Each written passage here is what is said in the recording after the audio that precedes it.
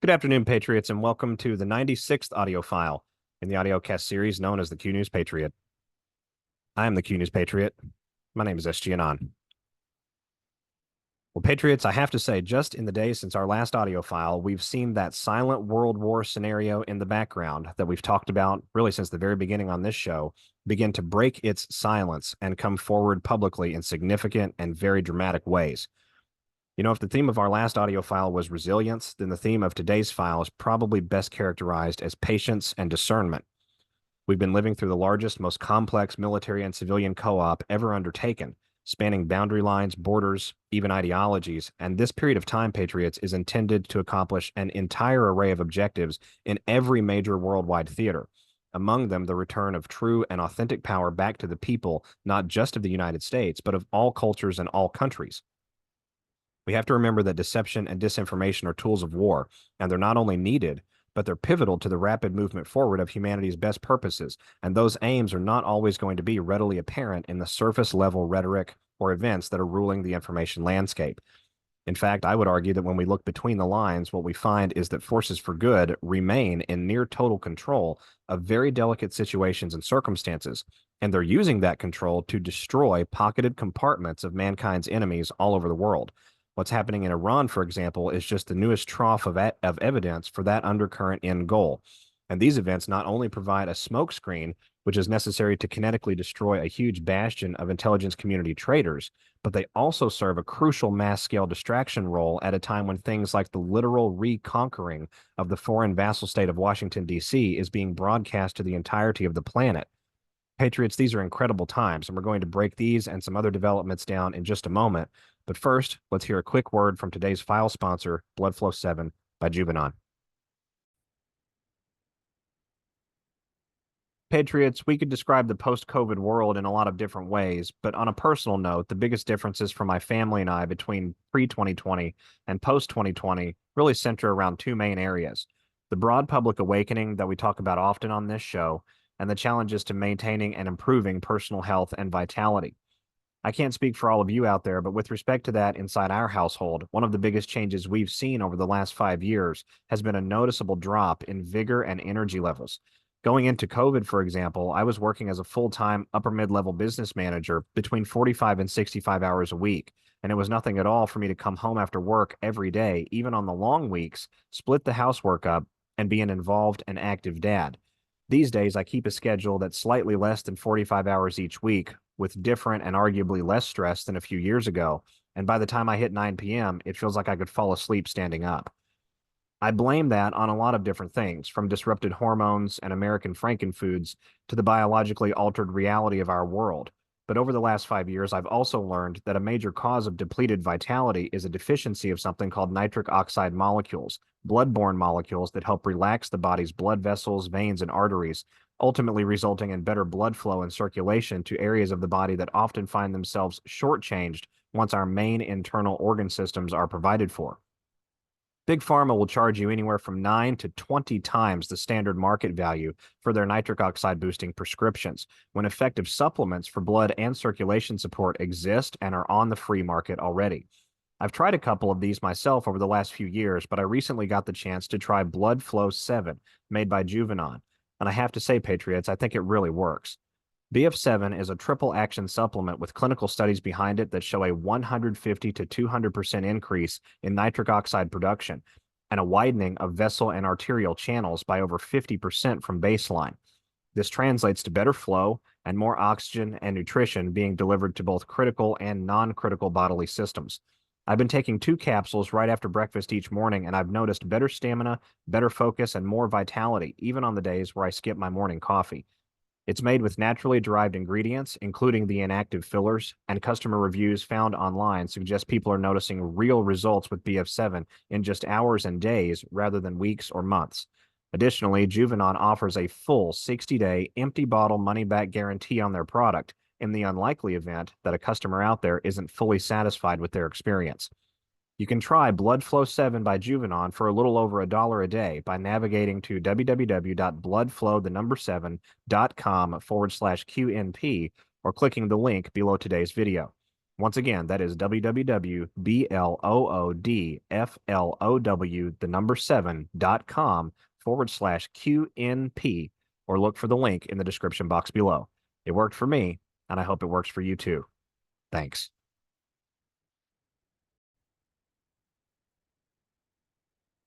All right, Patriots, without further ado, let's start today's file off with this alleged dead man switch coming from Virginia Giuffre and some good old-fashioned military wisdom. Allow me a moment here. Many of you have probably seen this video circulating on the X platform and other video hosting platforms. It is an alleged dead man switch tying back to Virginia Giuffre after she supposedly missed 2 scheduled check-ins. It is worth noting, Patriots, that I've been able to trace this video out as having been AI generated, but I don't think that diminishes the importance of it or the relevance of it in today's day and time, and I'll get to that here in just a moment. But for those that have not seen the video, I'm going to pull it up on the X platform. As you can see, it comes from an account, SXDoc. This account is sort of an Anon adjacent account. A lot of interesting content comes out of this account. But this video, obviously widely circulated, over 670,000 views now. I want each of you to listen very carefully to the claims made within and the way the syntactic flow of the video actually comes out. If you're watching this, it means they got me. My dead man switch activated automatically after I missed 2 scheduled check-ins. I had it set up months ago because I knew this day was coming. I did not die by accident. I was murdered to keep their secrets buried. My name is Virginia Louise Giuffre. I was one of Jeffrey Epstein's victims.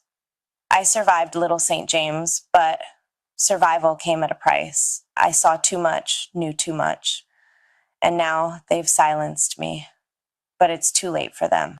They thought killing me would bury their secrets, but this video is going to a few organizations I trust, ones that have been exposing the truth for decades. You know who you are. It's your job to continue this fight. I was 16 when they reeled me in. I worked at Mar-a-Lago, folding towels, cleaning lockers. My father kept the tennis courts immaculate. We were just working folks trying to scrape by. Trump, he was around, but he was never the threat. The real predator was Ghislaine Maxwell, prim and proper, smiling, promising to teach me massage therapy at the Pink Mansion in Palm Beach. I had no idea I was being fed into a nightmare machine. Epstein's Island was hell disguised as paradise. You've heard some names linked to him, but those are just the sacrificial pawns. The real players, the ones they've protected at all costs, are still hiding in plain sight. I'll name 2 now. The first, a former U.S. president, Barack Obama. Publicly, he's revered. Privately, he was one of the worst. He wasn't there for the girls. He was there for the island boys. Young boys, trafficked and groomed. I saw him more times than I can count, always without his Secret Service detail, sometimes with his Hollywood friends, George Clooney and Tom Hanks. I still have nightmares about them, arrogant and drunk on power, slinking into the cabanas with kids barely out of childhood. The second, Bill Gates, the billionaire philanthropist, loved by the media, hailed as a savior. We called him the benefactor, and we used to dread seeing him naked. But he didn't come to party. He came to experiment. Genetic experiments, human experiments. I saw him inject a young girl with something they said was a genetic enhancement. She was younger than me, strapped to a table, terrified, treated like a lab rat while they muttered about seeding the future of the species. These men think they are gods, playing with life like it was theirs to own. I'm telling you now, Epstein isn't dead. They staged his death because he was too valuable. He held blackmail on some of the most powerful people on earth. Files, videos, confessions. They couldn't risk him talking, but they also couldn't risk him gone, so they hid him. Stashed him under the protection of the same elite who once paid him to supply them with flesh. And they thought killing me would stop this from coming out. They were wrong, and there is so much more to come. Hidden servers, encrypted drives, witness testimonies. It's all going to hit the light. This video is just the first detonation. The data drops are timed and automatic. They are going to people who can make a difference, and nobody can stop it now. Not even the law enforcement agencies in the US and UK, the same ones that buried the evidence I handed them, can stop this truth from getting out. If you're watching this, you are the resistance. Don't let my death be just another headline. Burn their lies to the ground. Make the world see the monsters behind the masks. And to any survivors out there, don't give up. We're in this together. They can't kill us all. Make them pay.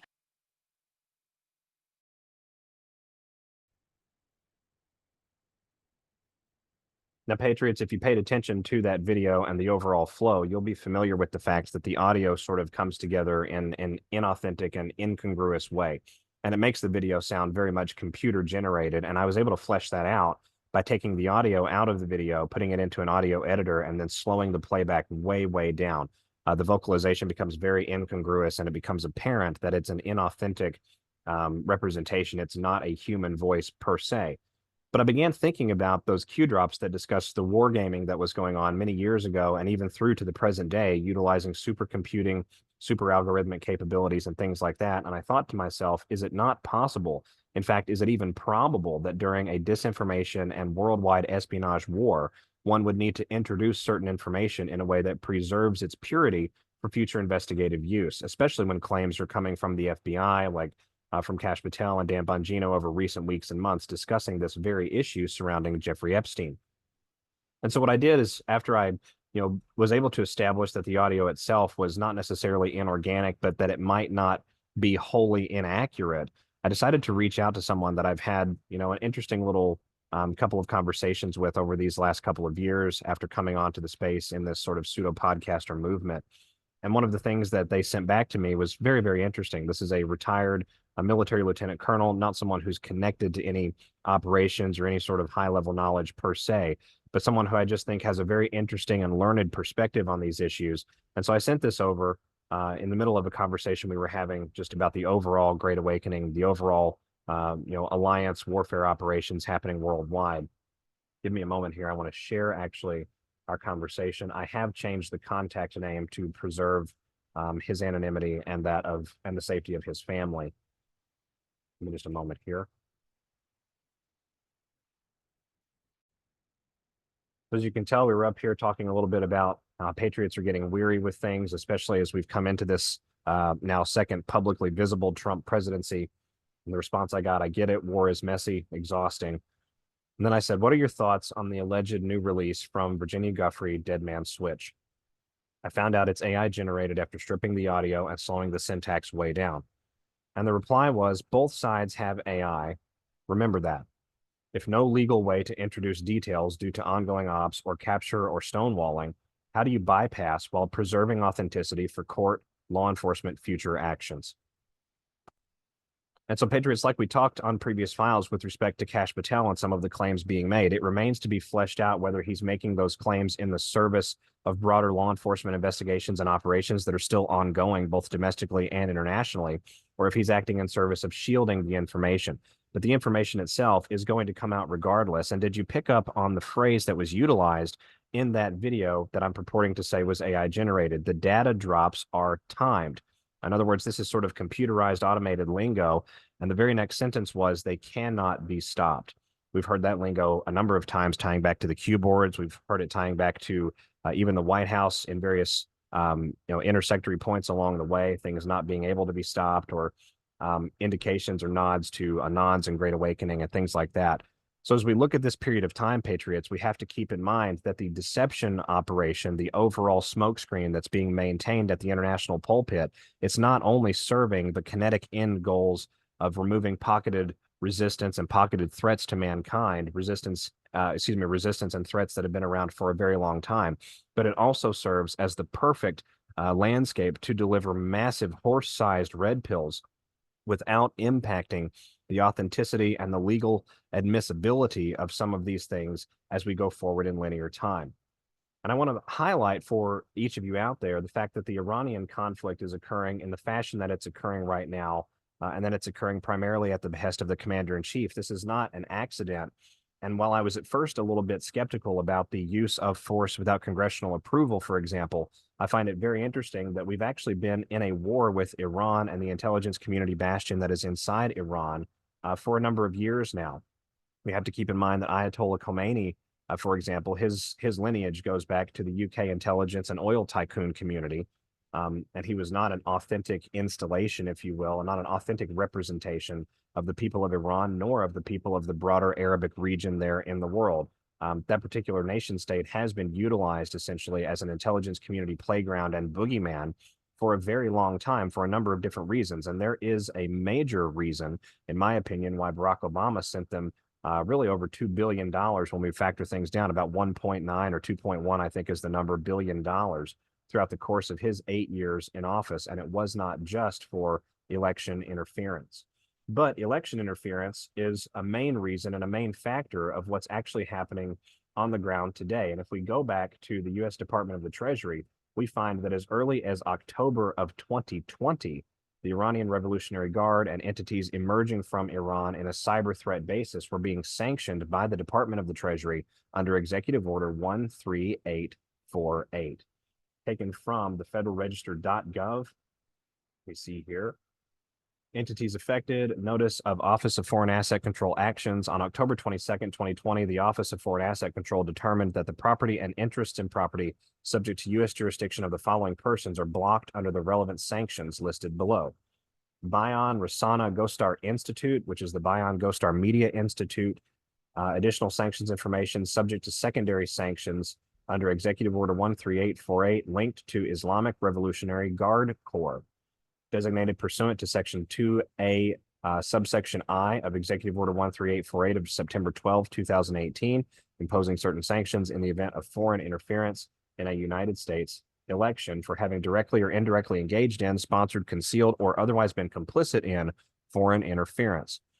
The next few entities are the International Union of Virtual Media, linked to the Islamic Revolutionary Guard Corps, Islamic Radio and Television Union, also linked to the same IRGC groups, the Islamic Revolutionary Guard Corps itself, and then it lists a whole lot of subcategories and subdirectory names here that are being utilized as fronts for the Guard Corps, not only in Iran, but also out of Syria.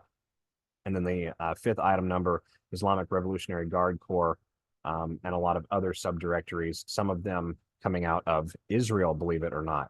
Designated pursuant to Section 2A, subsection I of EO 13848 for having directly or indirectly engaged in, sponsored, concealed, or otherwise been complicit in foreign interference in a United States election this 22nd of October, 2020.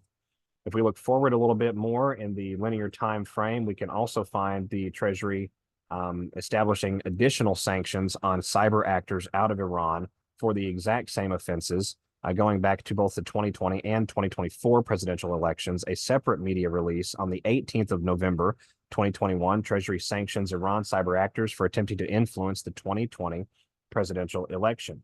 Then it goes through and it discusses a great deal of things here and shows the individuals that were designated here from a group called Emanet Services, it looks like, Emanet Pasograd.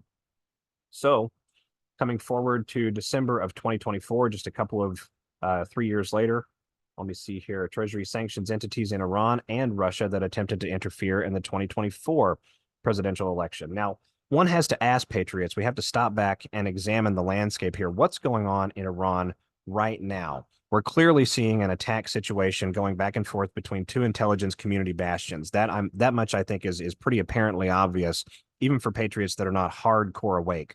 But think more vertically and think more deeply. What did Q tell us about Iran, Russia, and North Korea? Q told us in at least one drop, and I think there were a couple of different drops that discussed this, the idea of Iran, Russia, and North Korea constituting a closed financial system that was insular, an insular bubble inside of the worldwide SWIFT markets that was being utilized to control all three nation states and also ensure funding for terroristic activities and terroristic false flags and other things of that nature in various respective regions of the world, the Middle East, the Pacific Rim, and of course in Russia and Eastern Europe. And so when we look at what's happening now, we're seeing all three of those countries involved in the broader discussion, in the broader fray. We know that Kim's strings were cut way back in 2018 with an event that wiped out a great deal of CIA and foreign intelligence community that sort of acted as the on-the-ground enforcers, the arm twisters, if you will, of the North Korean government at the time. We've seen a broader fleshing out of the same sort of situation in Russia in a more indirect and sort of a more law enforcement focused way. We saw the what I believe to be the sabotage highlighting operation, the sleight of hand operation that was conducted by the Wagner Group back, I believe, in 2022, where we saw this sort of 72-hour rebellion led against the Moscow authorities inside Russia. And of course, President Putin utilized that emergency condition, which was over again in less than 4 days, to expand certain law enforcement operations on the ground. And we saw the FSB arrest a number of government officials and government adjacent officials in contracting roles for things like espionage, spying, money laundering, bribery, corruption, things of that nature. Now we are seeing the Iranian intelligence community and the Iranian locus of that closed and insular financial system pretty much pummeled into oblivion. And the entirety of the Iranian government over the last really 40 plus years or so has been a conflagration, a combination, maybe is a better way to say it, of the intelligence community worldwide. In other words, we're seeing different factional components that have made their way in and really entrenched themselves generationally inside Tehran and inside the government functions there and the government factions there. And so what you're seeing on the ground in Iran right now, in my opinion, is the removal of that particular community that controlled this last node of stolen and stored money, and the ability for this sort of insular financial system to resist oversight and international participation. And that's going to be necessary if we're going to move forward with something like an RV, a reinjection of worldwide economy, a refiring of worldwide economic power. We cannot have a terrorist state, an intelligence community bastion, still on the playing board when we choose to make that particular maneuver, because we'll see a siphoning off, a sabotage, a obstruction and a prevention in many regards of what we're trying to accomplish as we go forward. And we'll be right back here to the same table in 20 or 30 years. And with that, I want to highlight, Patriots, for those out there, that President Trump is giving us sort of powerful and overt implications that the irregular warfare landscape, the true goals here, the true meaning of what it means to give power back to the people, is moving forward in an unstoppable and very publicly significant way.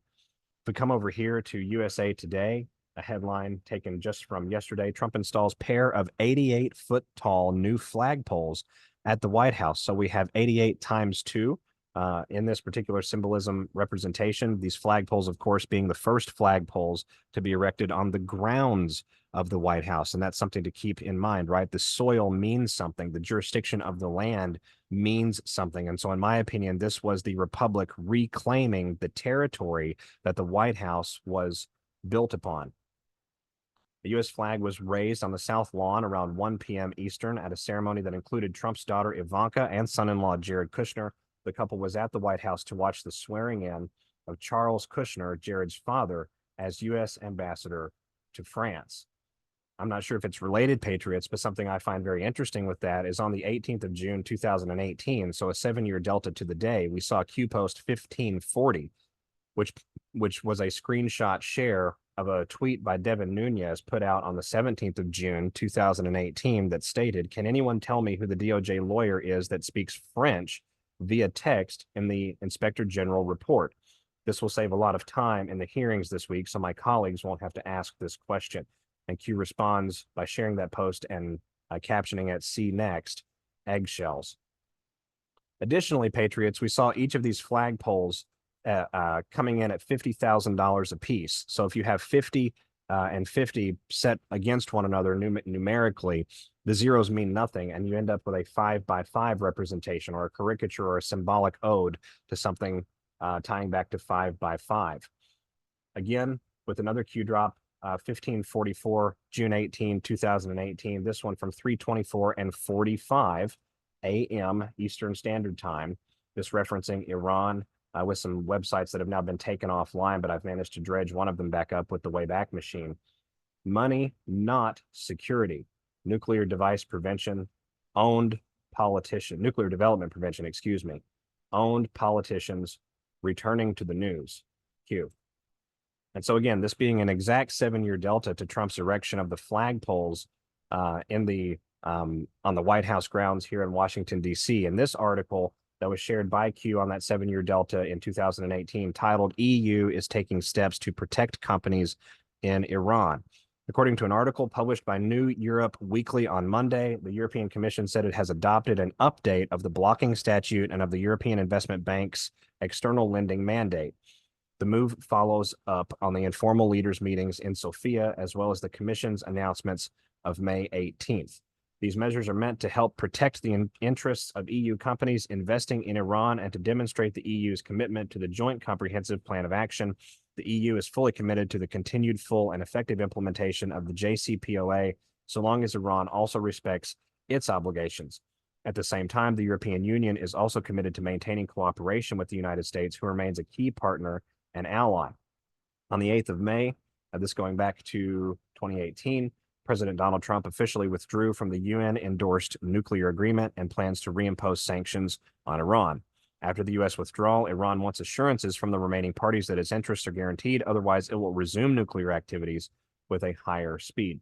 So again, Q references this on the exact 7-year delta to Trump's flagpoles, that this is about money, not security, and that the politicians are owned, and that the issue of Iran and the nuclear development arena was going to return to the news. And what have we seen happening in just rare and dramatic form in recent days with respect to what's going on in the Middle East? And we've seen President Trump sort of take a very even-keeled approach to this, in my opinion. I'm not a huge fan, obviously, of some of the optics and of how it looks, but we have to keep in mind that there's more at play here and that certain sacrifices do have to be made in the service of securing for our posterity that future and liberty that we all want. But give me just a moment here. I want to show each of you something that I thought was very, very interesting. And this came from President Trump as he was on the South Lawn with the installation of these flagpoles the day before the flag raising. I believe it was the day before. No, it was the same day of. I apologize, June 18th, earlier in the morning with this group of individuals. And Patriots, as I bring this video up for each of you, I want you to pay attention to how many of these hats that these gentlemen are wearing are obvious white hats and hard hats, and the single black hat that is in the group here. I'm not suggesting anything about the man himself. I'm simply saying that the symbolism, the putting forward of the nonverbal communication to the masses here, I think is powerfully compelling. Not only that white hats are in control, but that white hats have dominant numbers in this broad information warfare landscape. So give me a moment here. Let me pull this up. All right. You have to pardon me if an ad happens to show up here. I've been trying to do my best to prevent that. But I want each of you to hear what the commander-in-chief says about this particular flag, about these particular flagpoles, and about the raising of them. Flagpoles. I'm not even going to talk to you. I'm a big movie star. So somewhere you have that. Anyway, let's have a good, they call it a lifting. They also use another word, but I'm not going to use that word. You know what that is? The word, it starts with an E.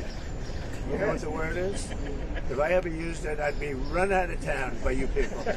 All right, so enjoy it. Doc, you're going to get some good. He's going to win another Nobel Prize, I think, for this picture. So. There's another word with the letter E. I can't use that word because I'll be run out of town by you people, but we'll win another Nobel Prize, right? That's the statement that was made there by President Trump. And I got very fascinated by that, and I thought to myself, well, what could he be referencing with, highlighting the word or highlighting the letter E in that conversation? And very interestingly, a drop that deltas to June 19th, the very next day, also on that same 7-year cycle, June 19th of 2018, and this one at 11:53 and 55, or 5 a.m. Eastern Standard Time, D-class, Lisa Page, Viva la Resistance, Viva versus Vive, and it highlights an A and an E in this drop. And then we have the next line, James Clapper, why classified by intelligence community at highest level? Define title, define role with Mueller, exchange shelters, very senior member, Q. And of course, Lisa Page and her association with the Crossfire Hurricane investigations, the Durham report, things like that. I think President Trump is giving us an indication that these investigations going on in the background, summarized by a lot of these reports and activities along the way, are still ongoing, and they're going to come out in the wash, potentially of the wash of what's going on with the Iranian conflict right now in the present day and present time. And again, when we go back and we look at the video, it's clear that the symbolism is powerful. Now, I want to highlight something else about the symbolism in this particular press conference that Trump gave. We have one individual in the press conference that stands over to the far right of the frame as you look at it, but to President Trump's sort of left and back from President Trump. And this individual is the only one there wearing a bright orange shirt. And orange is another color code that is utilized a lot in these types of nonverbal communications with the type of enemy that we're facing down. And Patriots, it was the New York Times of all outlets that chose to run an article just today, so the very next day after these remarks were made with this group in front of the White House, that highlighted the fact that there was a singular individual there in a bright orange shirt. Coming over here to the title of the article, A Tree Trimmer's Front Row Seat to Trump's Impromptu Iran Remarks. So I want to time out, Patriots, and pause and really break down some of the symbolism here, because I've purported to say on this broadcast and platform for a very long time that components of the mainstream media were actually placed into submission in the first Trump presidency, and they have been utilized essentially as communication pathways, not just for normies and not just for awakening purposes, but also for those Anons and digging patriots out there to keep pace with what's actually happening in the background. Q tells us that news unlocks the map, and so we have to have a little bit of faith in there that some of these news articles that are put out by various outlets are going to have guide stones for us. So a tree trimmer's front row seat to Trump's impromptu Iran remarks. What does a tree trimmer do?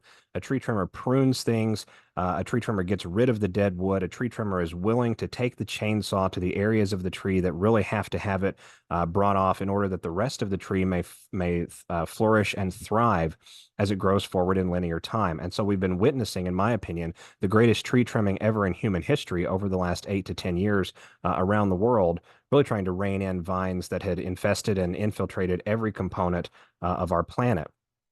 Coming down here in the article, the third paragraph, the article written by reporter Sean McCreesh from Washington. Mr. Tattersall was there in his bright orange shirt and his climbing harness hovering just over the president's left shoulder, shocked to find himself cast as an unwitting extra on the geopolitical stage. Now, I think if we look at the video, Patriots, Mr. Tattersall wasn't necessarily shocked, certainly excited and caught off guard, but the article, of course, being a little bit sensational. Coming further down here, Mr. Tattersall is 40 years old. He has a wife who's a flower farmer and a daughter in small business taking down trees, which he started with nothing but a trailer about 10 years ago. Now, what else occurred 10 years ago this week, Patriots? We saw President Trump coming down the escalator. He is also a cat rescue specialist who has rescued close to 100 cats from trees. He doesn't know much about politics, nor does he care to. He didn't vote in last year's election. He scheduled a vacation to Thailand that week and got away from all that noise. But hell, he thought to himself, it's the White House. He agreed to help. So this is clearly aimed at those centrists and independents and that silent majority that really does not want to be bothered with politics even now. And in my opinion, Patriots, this is sort of an indication that we're really trying to hammer the consciousness with certain reality components, as well as provide those breadcrumbs to maintain that structural integrity on behalf of very awake patriots. At 3 a.m. Wednesday, he got up and jumped into his 2004 Ford F550 pickup truck. So there's another 5x5 comm. That brings us to a total of 3 Patriots when we factor in the timestamp from drop 1559, a 7-year delta to the day of this New York Times article, and 1 day after the 7-year delta of June 18th, and this drop having a 5x5 in the timestamp. We also have President Trump's flagpoles costing $50,000 each. So we'll remove all the zeros from 250s and you get 5x5. Continuing here in the article, he got a coffee from 7-Eleven and drove down to Washington. By 7 a.m., he was on the South Lawn. So we're going to take this a little staggered. I'm going to stop there again. 7-Eleven, 711. We have 7 a.m. in the very next sentence. So this is 7117 as a palindrome. He was on the South Lawn helping to set up a crane. A few hours into the job, the crew looked up and saw the president strolling toward them. A mob of shouting reporters and pushy cameramen trailed in his wake. Now, the South Lawn component, Patriots, in my opinion, is also significant here because what is BRICS? BRICS is a worldwide counterbalance mechanism, a ballast, if you will, to what's happening inside the Western world central banking cartel and the disconnection of the rest of the planet from that cartel. And BRICS has marketed itself and advertised itself as a trade bloc focused primarily on supporting the global South. Coming over to the next paragraph, to the extent that such a thing exists, this was no ordinary day at the Trump White House. Over the course of the previous 24 hours, the president was threatening to drop a 30,000-pound bomb on Iran's most precious nuclear facility buried deep in a mountainside. Now, I find that absolutely very interesting, Patriots, that that's the linguistics and the lingo that's being used here, because what has President Trump said about the stock market, about the Dow Jones? Where has the number 30,000 appeared before? We've seen the number 30,000 in various Q drops, referencing Anons to really step back and get the bigger picture. We've seen President Trump talking about 30,000 with respect to worldwide markets and finance, certainly the Dow Jones here in the Western world. So coming over here, continuing, he made a series of menacing social media posts telling everyone in the Iranian capital to immediately evacuate. Then he gathered with his advisors in the Situation Room. Mr. Trump's political party erupted as the capital convulsed with talk of regime change in Iran.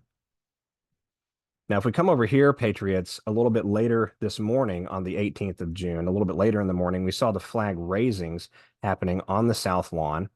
And give me a moment here. I want each of you to see something very, very significant and symbolic. And it sort of adds yet another feather into the cap that this is primarily about the worldwide changeover in the financial arena rather than just the destruction of the intelligence community. In my opinion, you're seeing both of these objectives playing out in real time throughout this operation. Give me just a moment here. All right, Patriots, thank you for briefly bearing with me with this. I want each of you to pay careful attention to the attire that President Trump is wearing as we come through this particular flag raising ceremony. We're going to watch a couple of minutes of this particular video. The other thing that I want each of you to focus very closely on is what is not on this flag that's being raised, again, on the soil of the White House for the very first time.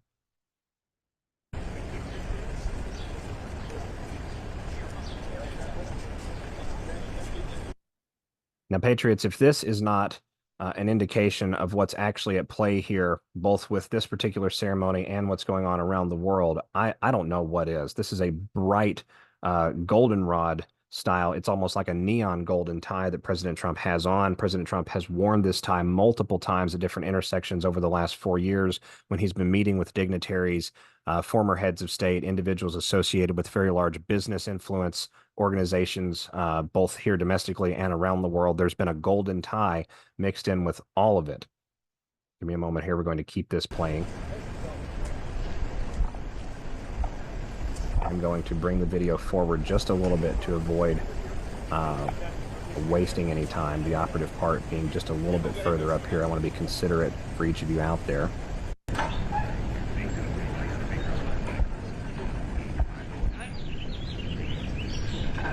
Bring it forward just a little bit more.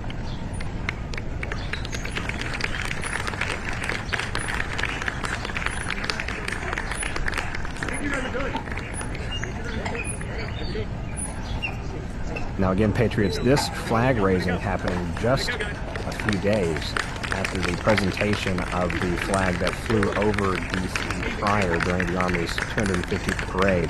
After that flag was presented both to the Commander-in-Chief and to Melania Trump by the Golden Knights. And who do the Knights serve in lore? Patriots, Knights, are associated with, religious and spiritual pulpits as well as monarchy pulpits. And so I find it very, very compelling that we have these, dovetailing events in the same 7-day period.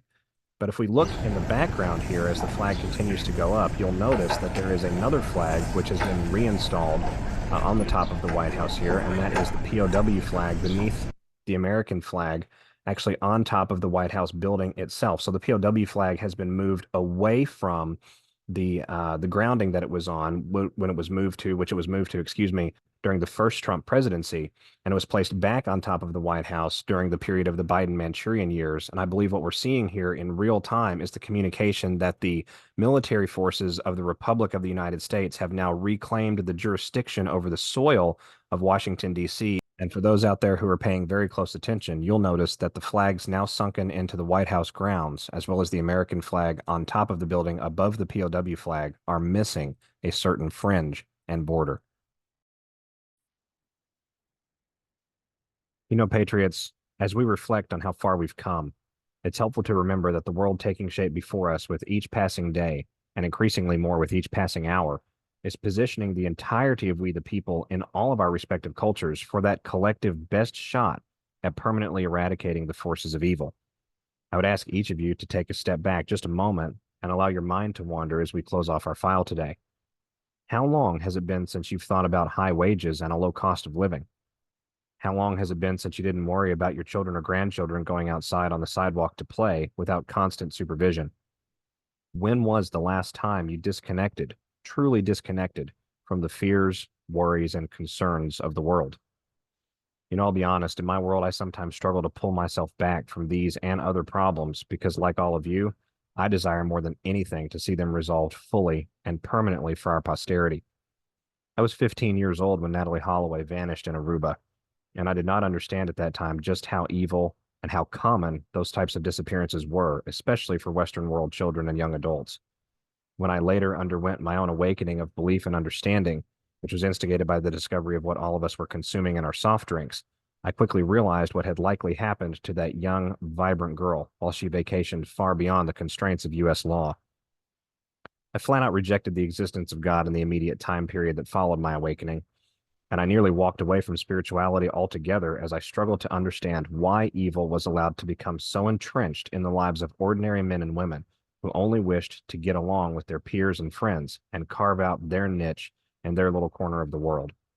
But over the last 15 years, I was not only brought back to the safe harbor of hope, power, and trust in God's perfect design by a love that I really can't adequately describe, but I also came to understand that restoring and rebuilding God's earth had to be done God's way, and that way can be summed up in the timeless words of the Messiah himself when he said, "Love the Lord thy God with all thy heart, and love thy neighbor as thyself."